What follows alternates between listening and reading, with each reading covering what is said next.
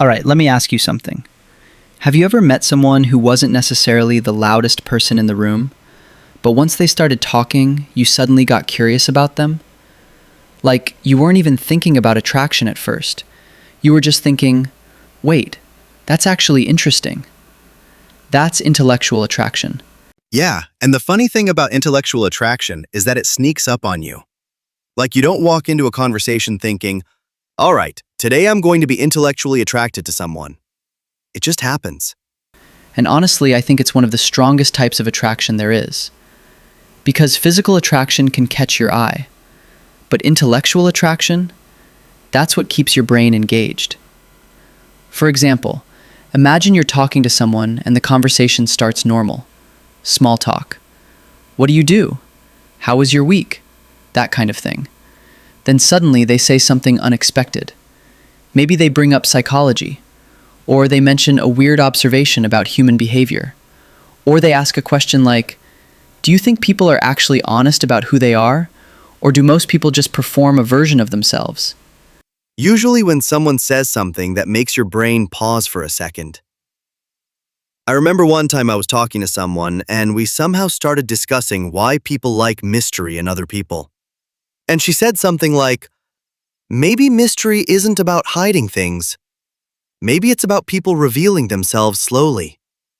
And I remember thinking, okay, that's actually a really interesting way to look at it.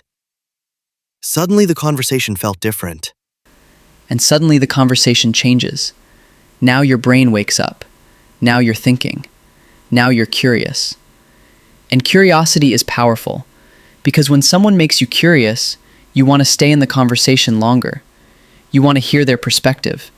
You want to see how their mind works. It's almost like their brain becomes entertaining. Because intellectual attraction often comes from perspective, not just information. Anyone can repeat facts. But when someone shares a thought that feels original, that's when it gets interesting. You know what's funny though? People often think intellectual attraction means someone is super serious or academic. But that's not really it. Some of the most intellectually attractive people are actually playful. They're curious about everything. Random topics, weird questions. And another thing about intellectually attractive people is they tend to ask better questions. Not boring interview questions like, so what do you do? But questions that make you think, like, what's something you believe about people that most others disagree with? Or, what's something small that instantly tells you a lot about someone's character? Now suddenly the conversation has energy. Like the kind of conversations where you suddenly start debating things like, would you rather be invisible or read minds? Or, why do people feel awkward in elevators? Or, why do quiet people sometimes notice everything in a room? Those conversations feel alive. And honestly, those questions reveal personality. Because how someone thinks says a lot about them. Some people are curious. Some people are analytical. Some people are philosophical. Some people are hilarious without even trying. And I think humor actually plays a huge role in intellectual attraction too. Like when someone can make an observation about something random and you're like, that's weirdly accurate. For example, someone once pointed out that when people say, we should hang out sometime, everyone knows that sentence has like a 40% chance of actually happening. That kind of observation is funny because it's true. And suddenly you're laughing and thinking at the same time. And another thing about intellectual attraction is that it makes time disappear. You ever have one of those conversations where you look at the clock and realize it's been like 2 hours?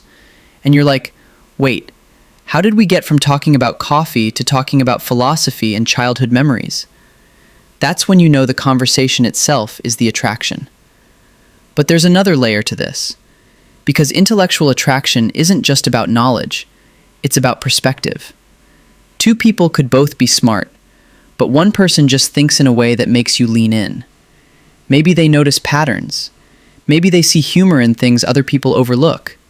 Maybe they're just curious about the world.